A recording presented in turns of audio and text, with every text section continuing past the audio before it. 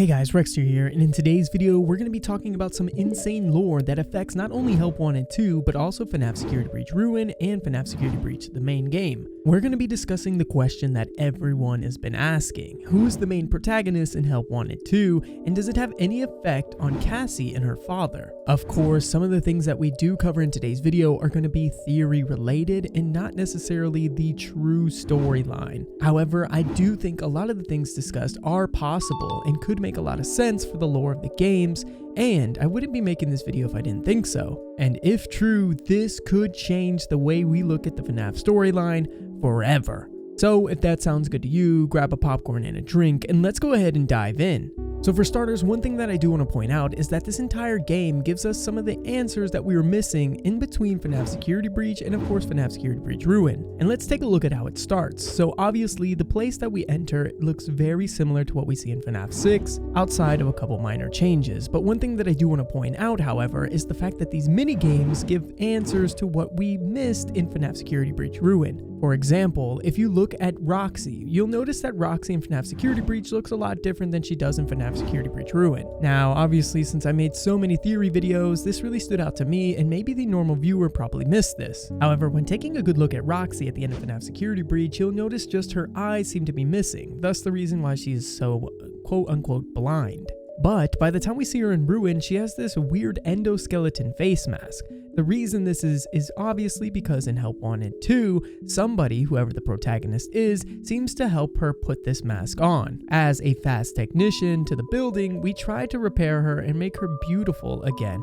However, upon 3 attempts of failing, she just decides to put on the mask and kind of walk away, thus giving us the Roxy that happens to be in FNAF Security Breach Ruin. So that sets on the timeline, similar to what I spoke about in my first video. This game falls somewhere in between the ending of FNAF Security Breach and obviously the beginning of FNAF Ruin. So who is this man that helped Roxy put this face mask on? Well, that's where things get a little bit complicated, and my theory here, and I do think this is going to be a strong theory, is the fact that this is actually Cassie's father. Now, hear me out here, guys. I do believe that both endings that we do receive in FNAF Help Wanted 2 are canon. And let's go ahead and start off with the first ending. You see, after Glitchtrap pops out of the charging station and sends the corrupted help bots after Cassie's father, who plays as the technician in Help Wanted 2, he then stuffs his human body inside of an animatronic, in this case being the mask bot. And there's a couple theories going around the internet. I believe there's even been some images that show a body inside of this mask bot. Now, what better and more twisted way for Steel Wool to add Cassie's father into the game, but placing him inside of this help or mask bot, and he is only able to do one thing and one thing only. You see, Glitchtrap basically traps him imprisoned inside of a bot, only able to say, "Do you want a mask?" or in this case, "Take a mask." And to make things even worse, he's forced to give it to his own daughter and push her to her demise, pushing her even closer to the Mimic. So now, let's talk about Help Wanted 2's second ending, the Princess Quest ending where Glitchtrap is finally destroyed. Now, the reason I believe this is canon is the fact that Glitchtrap is, well, taken out for good. Notice, we do not see him at all in FNAF Security Breach Ruin, and it fits the timeline perfectly. If this game, Help Wanted 2, takes place in between FNAF Security Breach and FNAF Security Breach Ruin, this is the perfect timeline when it comes to Glitchtrap's disappearance. I do believe that this Princess Quest machine is the same one that we find inside the Mega Pizzaplex later on at the end of FNAF Security Breach. And I do believe that the princess does slay Glitchtrap once and for all, making this ending canon as well. But what's really important that I want to point out about this Princess Quest minigame is the fact that we find Bonnie's mask inside of it. And there's some important details that I think a lot of people miss when looking at the mask in general. For one, Cassie's dad, if he is the technician, says that this seems familiar when he looks at the mask. So what exactly does that mean? Well, if you look back at some of my previous theories, we've compared Cassie's dad to one of the older bullies back in the day of FNAF. And you're right, guys, the one from the Bite of 1983, the kid with the blue Bonnie mask. Now, we obviously know that Cassie's dad's favorite animatronic was Bonnie, as Cassie even brings it up in FNAF Security Breach Ruin when she finds the lunchbox.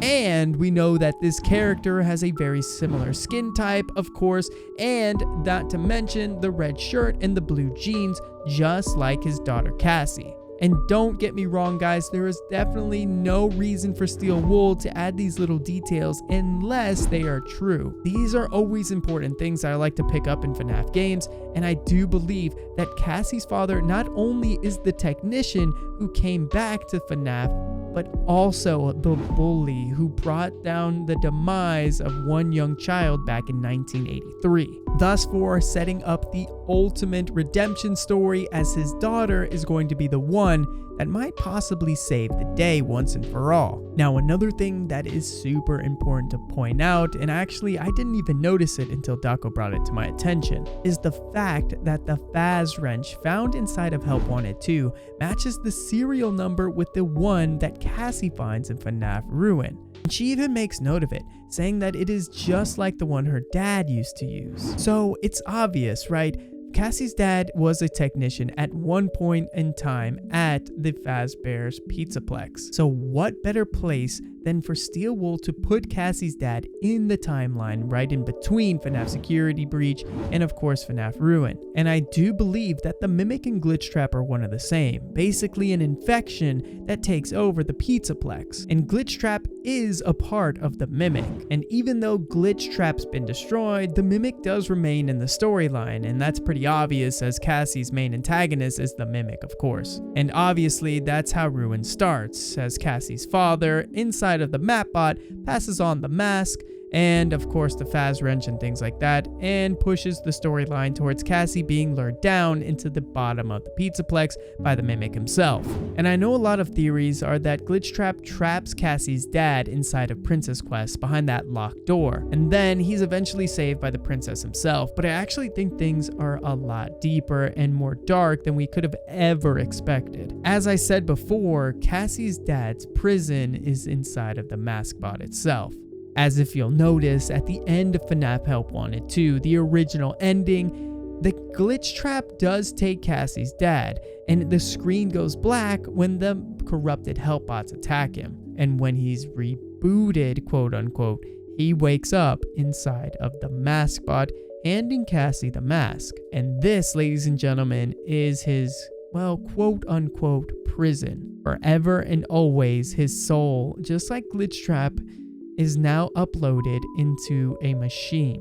And from here on out, the only thing he can do is say the same lines over and over again. And the only way that he can technically help out his daughter in this case is by giving her the tools that she needs, giving her a fighting chance against the Mimic himself, as her father already knows what this is all about. And as far as the second ending goes, well, Glitchtrap is obviously destroyed, and we help Vanny do just that. It seems like the animatronics and Vanny herself are really happy as we're able to help control and finish off that last piece of Glitchtrap, ultimately helping her crush him once and for all, and that is why we do not see him in FNAF Security Breach Ruin, which makes me believe that both endings are actually canon against popular belief.